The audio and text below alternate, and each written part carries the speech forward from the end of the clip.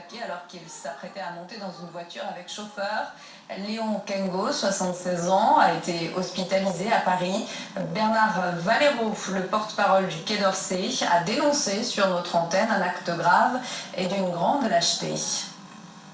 Nous comprenons que le président du Sénat de RDC effectuait un déplacement privé en France, où il est arrivé hier en provenance de Bruxelles, donc gare du Nord. Nous n'étions pas informés de sa venue, nous n'avions aucune information,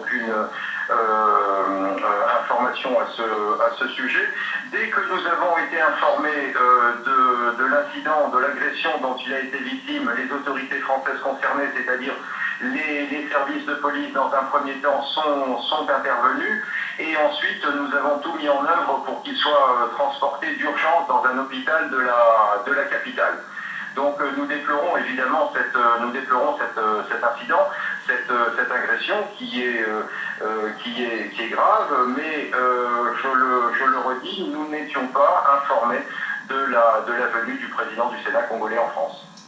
Et à la suite de cette agression, le Congo a convoqué l'ambassadeur français à Kinshasa pour explication. Une rencontre très positive, a dit le ministre congolais de l'Information sur France 24. Lambert Mende souhaite tout de même que la France en fasse plus. Nous avons de très bons rapports avec le gouvernement français. Nous en avons parlé de manière très positive avec l'ambassadeur qui a été reçu par notre collègue, le ministre des Affaires étrangères. Mais le fait que M. Kengo soit en séjour privé ne peut pas être considéré comme une autorisation pour les gangs de malfaiteurs de lui faire soumettre un tel traitement. Ensuite, nous avons dit à M. l'ambassadeur que nous constatons beaucoup de timidité dans la façon dont nos partenaires français traitent ces bandes de malfaiteurs liés notamment à M. Tshisekedi, alors que personne n'ignore que ces gens ont perpétré pas mal d'agressions à Paris. Il y a 2 officiers, l'un de la police, l'autre de l'armée, qui étaient en séjour médical, qui ont été agressés par ces gens.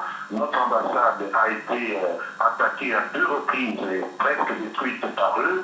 Moi-même, j'étais à Paris il y a 2 semaines. Je dois féliciter les autorités françaises et les remercier de m'avoir protégé, mais ils ont attaqué l'hôtel Marriott où j'étais descendu. Chaque fois, ils sont arrêtés, chaque fois, ils sont relâchés. C'est ça un peu qui nous surprend, cette timidité. Voilà qu'aujourd'hui, ils s'en prennent à un homme aussi élevé, un homme aussi âgé que M. Kengo. Un mot de sport.